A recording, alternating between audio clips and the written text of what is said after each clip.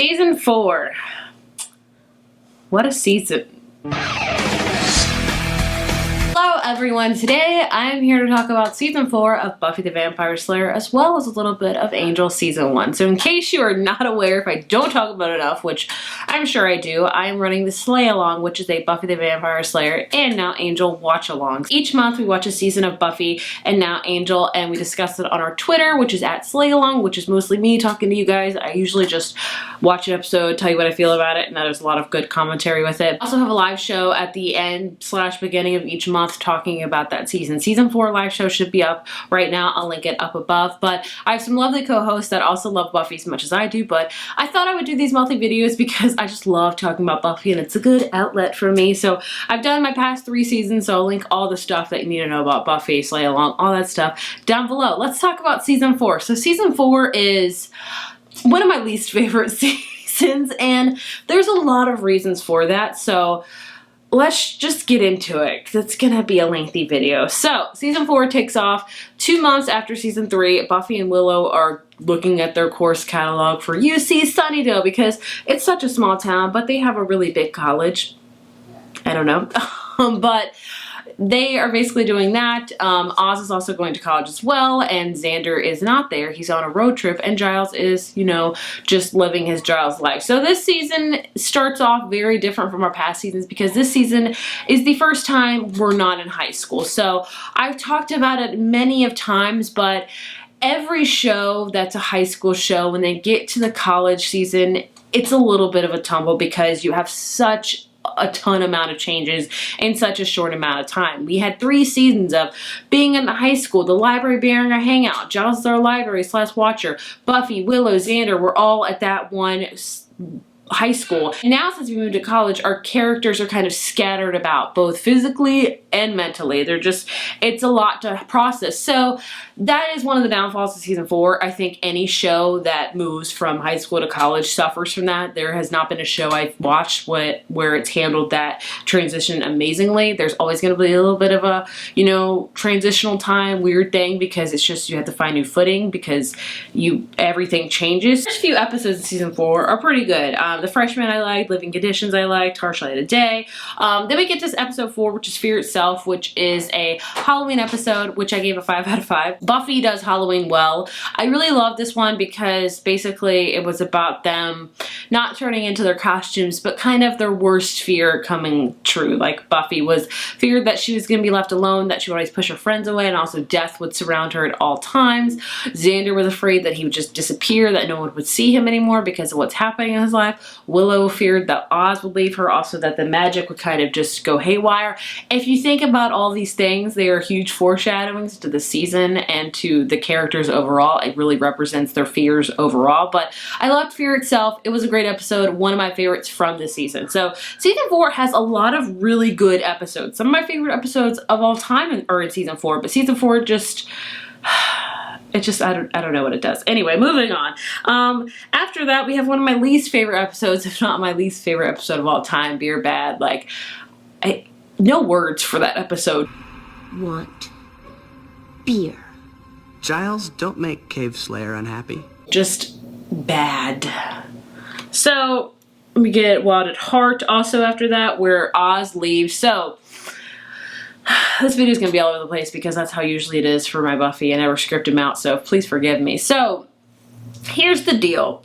I've done a lot of research about what happened behind the scenes of the show because I'm a freaking obsessed, if you can't already tell, with all my Buffy merchandise behind me. But Seth Green left the show, and that wasn't a decision that the writers made. That is a decision that Seth Green made. I forget what movie in particular he wanted to be in, but he needed to be out of the show. So the writers wrote that. Oz was meant to be on the show for the rest of the series. Let me just say that. They had long-term plans for Oz, and they granted Seth Green his wish of leaving the show. So they had to throw in Oz leaving.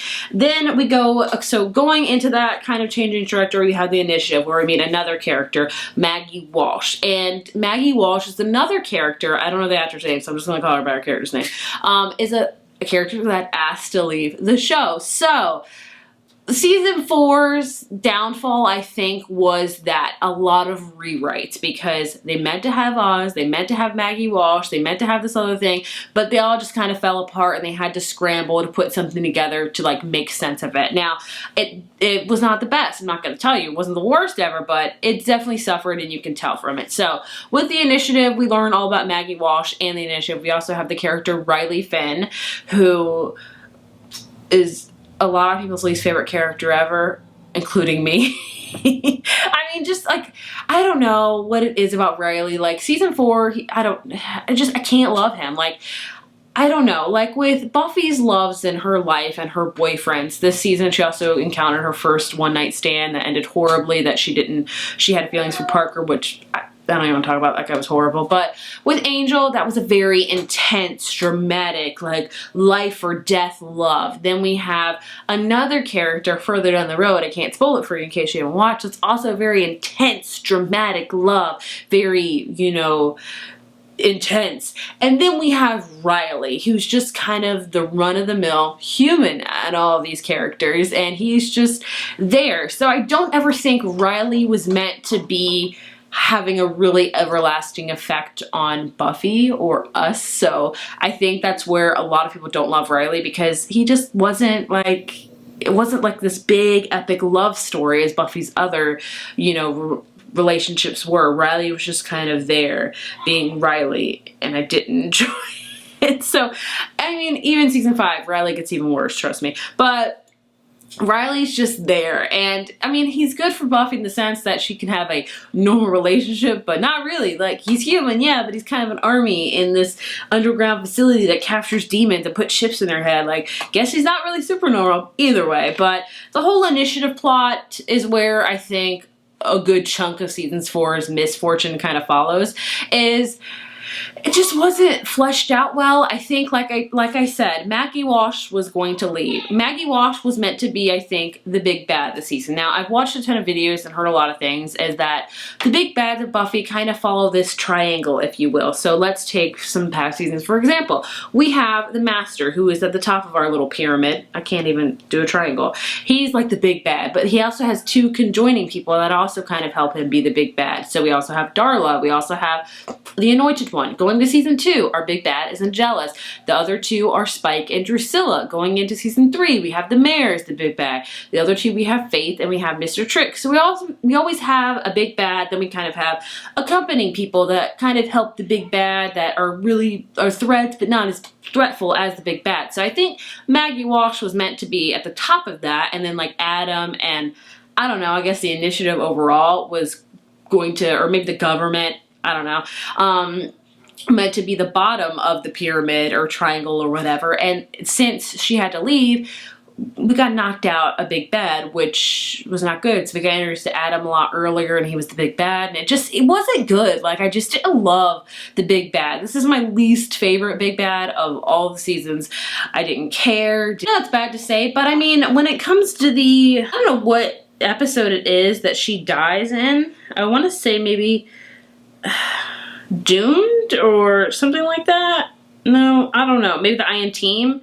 I don't know. But the episode where she dies, like, or no, the episode where Buffy joins and she kind of learns that Maggie Walsh wants to kill her. That was interesting. I wanted to see more of that. I thought Maggie Walsh could be a great villain, because she would, you know, use Riley as like kind of the person to help kind of hurt Buffy, but also he would be conflicted to help or hurt Buffy, which he had struggled with by the demons, but it wasn't as interesting as it could have been if Maggie Walsh would have stayed on the show, basically is what I'm trying to say. So that is where season 4 just kind of breaks. I don't like the whole Initiative plot, like the whole underground government facility of like capturing vampires and demons and kind of making them into one thing. Like, it was just subpar. It wasn't the best. I'm not gonna lie to you. So I think, yeah, that's why season 4 is my least favorite. So let's talk about some great episodes that live in season 4, though. We have Something Blue, which is one of my all-time favorite episodes.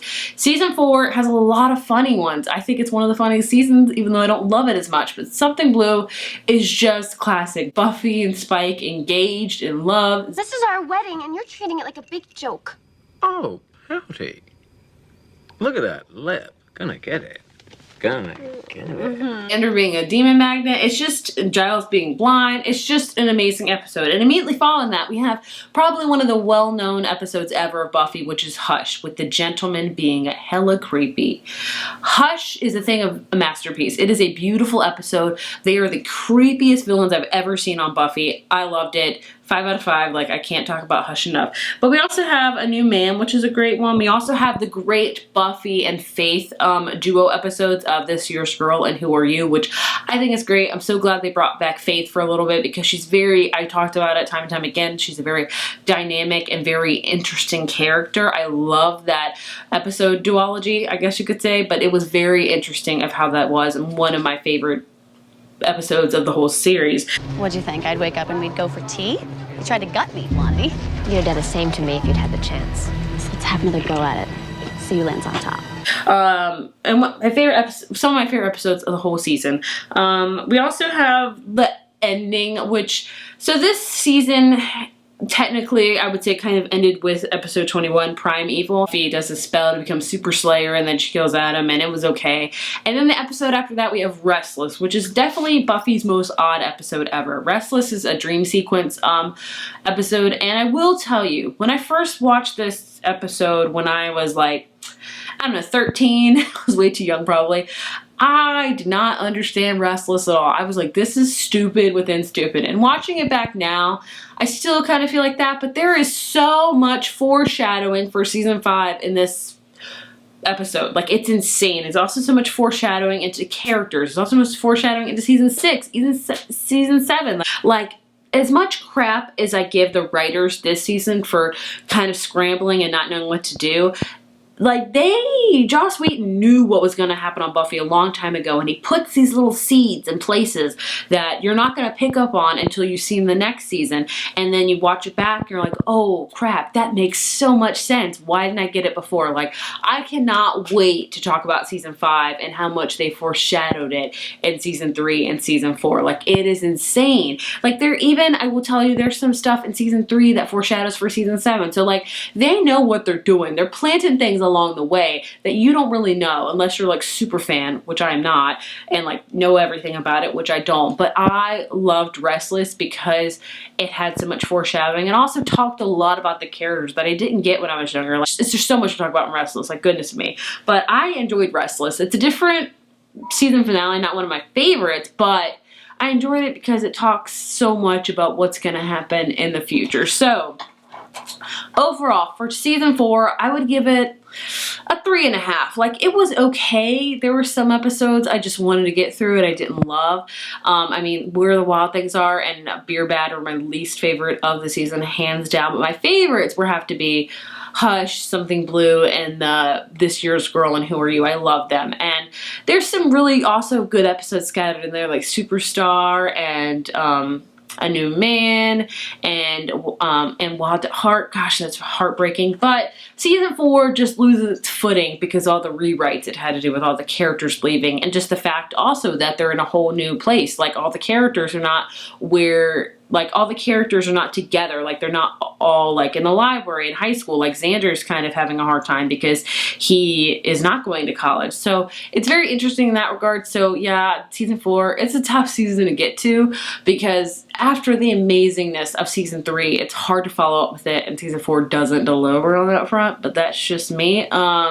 Let's talk about some new characters. So in this season, we get introduced to the lovely Tara, which, oh, I love. Tara is such a beautiful soul and should be protected at all costs, and I just love and adore her. Also, we talked about Riley. I mean, Riley, there's not much to talk about. Also, will say I'm glad that Spike was reintroduced back into season 4 and that he added that kind of comedic effect that Cordelia, because also Angel and Cordelia left to go to do Angel, which we're going to talk about in a second. So yeah, I didn't want to talk too much about it because I do have to talk about Angel as well, but season 4, kind of a mixed bag for me. I I don't love it. I just kind of see it as a placeholder for season 5, which is probably my second favorite season of all time. It might be my first. I don't know. I'm in the middle of it right now, and I'm just loving it so much. I move on to Angel. So if you are keeping track, he left at season 3 at the end of it, and he was going to move to Los Angeles, and he was going to start, you know, kind of to atone for his sin.